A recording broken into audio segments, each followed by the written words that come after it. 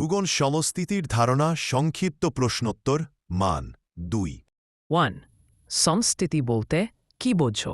উত্তর: অধিক ঘনত্বের মাধ্যমের উপর প্লবনশীল কম ঘনত্বের বিভিন্ন উচ্চতা বিশিষ্ট ভূত্বকীয় অংশের একের অপরের সঙ্গে অভিকর্ষজ ভারসাম্যকে সমস্থিতি বলা হয়। যেমন পর্বত, মালভূমি এবং সমভূমি মধ্যে সমস্থিতি। সহর্তিত স্তর লেভেল অফ কম্পেনসেশন কি? ভূত্বকের নিচে এমন একটি স্তর আছে যেখানে আনুমানিকভাবে সব ভূত্বকীয় স্তম্ভ সমান চাপ দিয়ে এই স্তরকেই সবর্তিত স্তর বলে। 3. সমস্থিতি সম্বন্ধে ডাটনের তত্ত্বটির মূল বিষয়বস্তু কি ছিল? উত্তর: ডাটনের ধারণা অনুসারে ভূত্বক কঠিন বা অনমনীয় নয়, এটি হালকা এবং ঘন পদার্থ দিয়ে তৈরি, যা অধিক ঘন গুরুমণ্ডলের উপর ভাসমান। শিলার ঘনত্ব বা প্লবতার তারতম্যের জন্য ভূত্বকীয় অংশগুলি বিভিন্ন উচ্চতা অবস্থান করে, পরস্পরের মধ্যে এক ধরনের ভারসাম্য রক্ষা করে, ঠিক যেমন এক গ্লাস জলে বরফের টুকরো ভারসাম্য বজায় রেখে বেঁচে থাকে। 4. সমস্থিতি তত্ত্বের অপরিহার্য ভিত্তি কি? উত্তর: ভাসমান অবস্থায় যে কোনো বস্তুর একটা অংশ নিমজ্জিত থাকলে অপর অংশ ওপরে উঠে আছে, এটাই প্লবতার নিয়ম। 5. সমস্থৈতিক প্রতিস্থাপন কাকে বলে? ভূপৃষ্ঠে কোনো স্থানে ক্ষয় বা হিমবাহের গলনের ফলে ভূপৃষ্ঠের ভার লাঘব হলে ভূত্বকের একটু একটু করে পুনরুত্থান ঘটে, একে সমস্থৈতিক প্রতিস্থাপন বলে। 6. তাত্ত্বিক বা প্রত্যাশিত অভিকর্ষজ মান বলতে কি বোঝো? পৃথিবীকে জিওয়েড পৃষ্ঠ ধরে গড় সমুদ্রতলের সাপেক্ষে কোনো স্থানের অক্ষাংশ অনুযায়ী অভিকর্ষজ মান নির্ণয় করা হলে তাকে তাত্ত্বিক বা প্রত্যাশিত মান বলে। 7. অভিকর্ষজ বিচ্যুতি বা অসঙ্গতি কাকে বলে?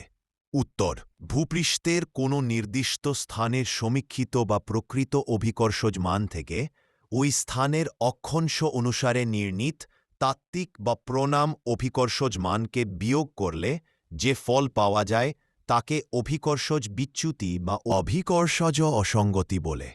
8. বুগের অভিকর্ষজ বিচ্যুতি বা বিচ্যুতি কাকে বলে? উত্তর: অভিকর্ষের প্রকৃত বা পর্যবেক্ষণ মানকে শিলাস্তূপের উচ্চতা ও অতিরিক্ত ভরের ভিত্তিতে সংশোধন করে কোনো স্থানের তাত্ত্বিক অভিকর্ষজ মান থেকে বাদ দিয়ে যে বিচ্যুতি নির্ধারণ করা হয় তাকে বুগের অভিকর্ষজ বিচ্যুতি বা বিচ্যুতি বলে। 9. এরই সমস্থিতি তত্ত্বের মূল ধারণা কি? উত্তর: পর্বত, মালভূমি ইত্যাদি অ্যাস্থেনোস্ফিয়ারের উপর বিভিন্ন গভীরতায় ভাসছে এবং শিকড় গভীরে প্রসারিত। 10. সমস্থিতির দুটি মৌলিক বৈশিষ্ট্য লেখো। উত্তর: অ্যাস্থেনোস্ফিয়ারের উপর ভাসমান অবস্থায় নিজেদের মধ্যে সাম্যাবস্থা বজায় রেখে থাকে। 2.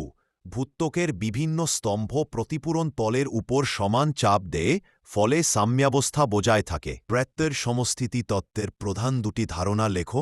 উত্তর: ভূত্বকীয় খণ্ডগুলির ঘনত্ব সমান নয়, বরং বিভিন্ন এবং একই গভীরতায় সম গভীরতা অবস্থান করলেও তাদের নিজ নিজ ঘনত্ব অনুযায়ী উচ্চতা ভিন্ন হয়।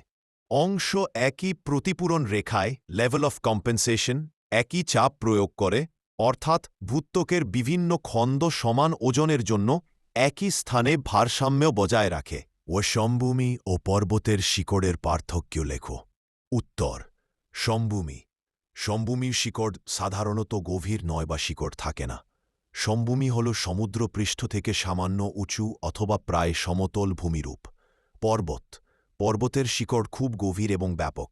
পর্বতগুলি ভূত্বকের ভারসাম্য রক্ষার জন্য গভীরে শিকড় প্রশস্ত করে রাখে, যা সমানকারী স্তরের নিচে বিস্তৃত থাকে। পর্বতের নিচে সমস্থিতি তত্ত্ব অনুসারে কি থাকে? উত্তর: পর্বতের নিচে সমস্থিতি তত্ত্ব অনুসারে একটি গভীর শিকড় থাকে, যা ভূত্বকের নিচের দিকে প্রসারিত থাকে। এই শিকড়টি হালকা ও কম ঘনত্বের পদার্থের দ্বারা গঠিত। 14. আইসোস্ট্যাসি ধারণার বিপরীত অবস্থা কি?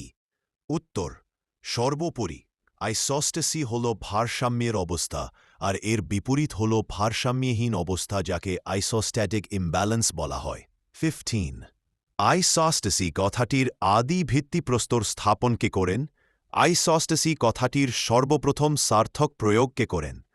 উত্তর: ফরাসি ভূতত্ত্ববিদ পিয়ের বোগার 1735 খ্রিস্টাব্দে সর্বপ্রথম আইসোস্ট্যাসি সম্পর্কিত বীজ বপন করেন। 1859 খ্রিস্টাব্দে ডাটন সর্বপ্রথম আইসস্টেসি কথাটির সার্থক প্রয়োগ করেন।